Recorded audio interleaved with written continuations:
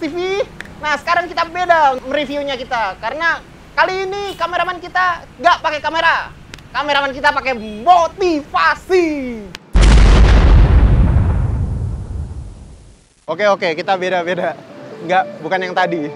Oke, kali ini kita akan mereview tentang Yamaha MT25.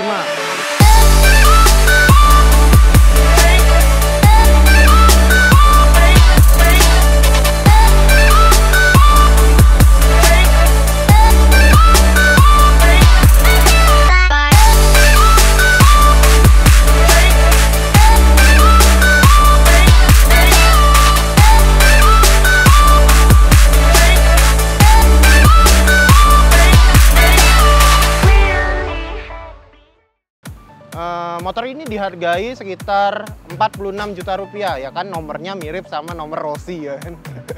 Enggak, cara desain memang ya, Yamaha MT25 ini memang menyiratkan khas street fighter banget. Jadi kalau kamu orang yang senangnya motor street fighter, atau mungkin pengen motor touring tapi juga keren, motor ini memang cocok buat tipikal orang yang seperti itu. Motor ini juga punya beberapa spesifikasi yang menarik, misalnya ada tangkinya itu kondomnya beda sama R25. Dia lebih gede, dia lebih muscle gitu kan. Terus radiatornya juga diberi kayak kondom, sejenis kondom, tapi dia jadi lebih mencuat, lebih kekar. Terus suspensinya juga memakai suspensi teleskopik ya, tapi ukurannya 41 mm, jadi udah lumayan gede. Kaki-kakinya juga gambot. Ada frame teralis juga, tapi masalahnya di bagian depan ini dia masih dilengkapi headlamp dengan desain yang nggak terlalu interesting sih.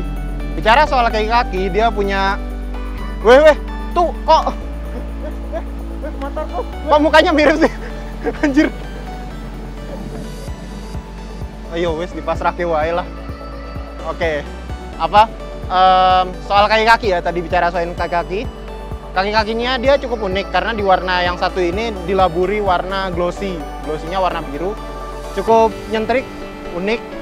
Secara ban dia memakai ban profil 110/70, kalau di belakang ada 140/70. Jadi cukup gede, cukup fit ya untuk motor sekelas dia gitu kan. Nah, sekarang kita mencoba bergeser ke bagian belakang.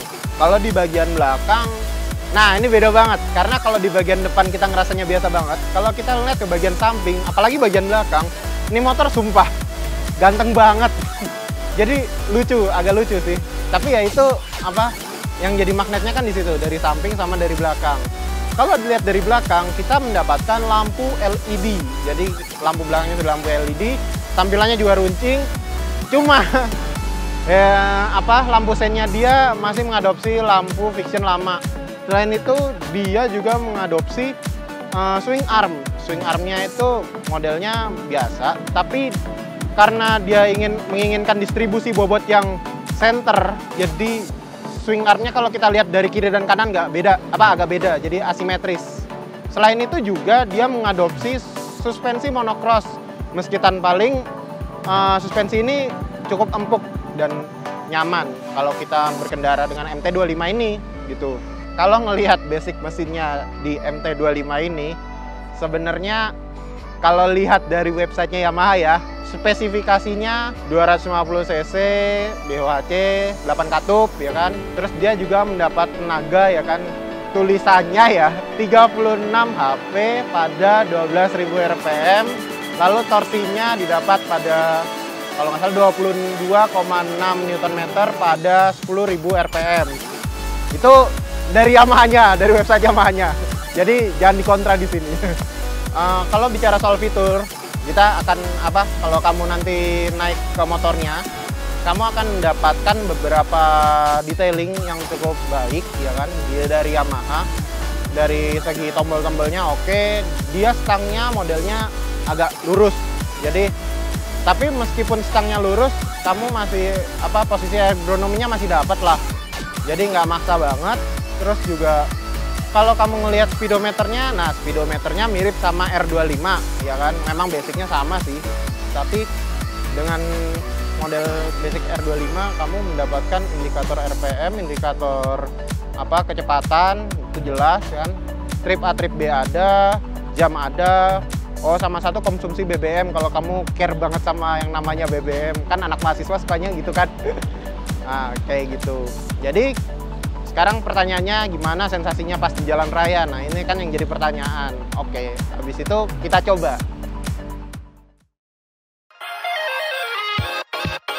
Jadi bro, kalau dilihat sebenarnya tampilan motor ini udah cukup menyiratkan tampilan yang enak buat dikendarai. Nah, yang jadi pertanyaan kan, rasanya apakah seperti waktu awal kita melihat motor ini? Ya kesimpulannya sebenarnya emang iya sih.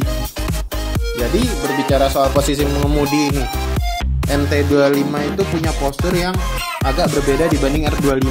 Meski basisnya sama ya, perbedaan ini sebenarnya dikarenakan posisi stang. Ya kita udah tahu dia udah handlebar, lalu juga tangki yang dimensinya lebih besar dibanding R25. Jadi otomatis posisi berkendara kita jadi lebih melebar dibanding R25. Tapi untuk orang yang posturnya 160 sampai ke atas, motor ini tetap nyaman kok dikendarai. Lalu jika kita menilik mesinnya, motor yang dibekali mesin 2 silinder ini punya tarikan yang lebih ngisi di awal dibanding kompetitornya. Jadi kalau untuk sekedar nyalip di kecepatan apapun ya, MT25 udah menyiapkan tenaga yang diperlukan bagi kamu bro. Cuma yang asik bagi saya sebenarnya bukan itu, lebih ke suaranya. Suaranya tuh garing, enak kan? Padahal knalpotnya aja masih knalpot standar. Jadi kayaknya rasanya terima kalau dikasih knalpot racing itu rasanya kayak nggak beda jauh sama kompetitor.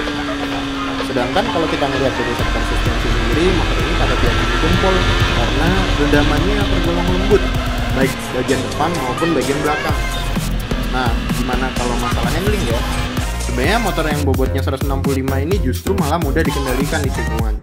Jadi, overall motor ini justru cocok buat kamu yang suka touring-touring gitu. Tenaganya udah dapet, suspensinya dapet, handling juga dapet.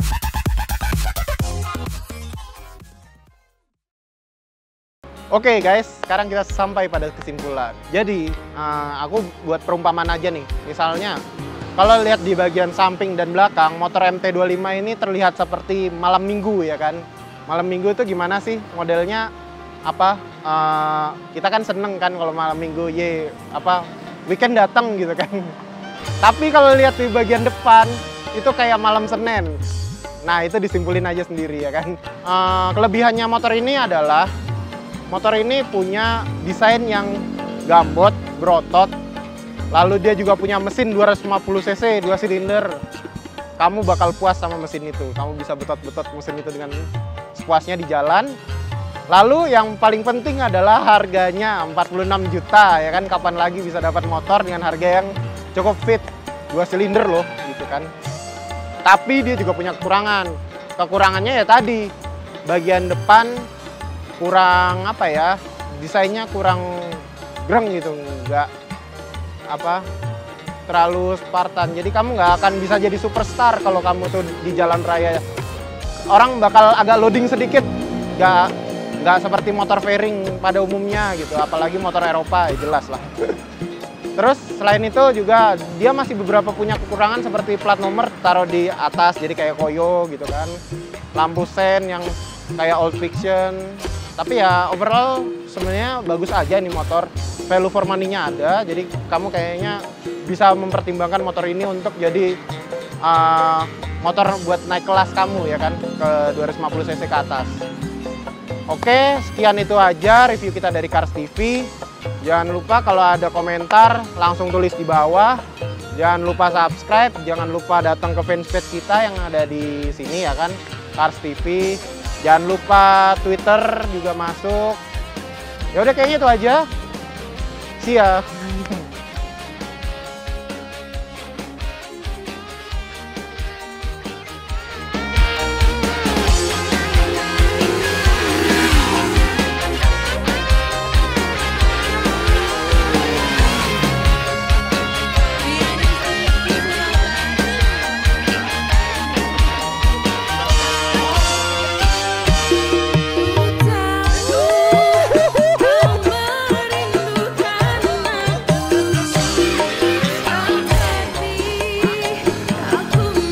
Woo!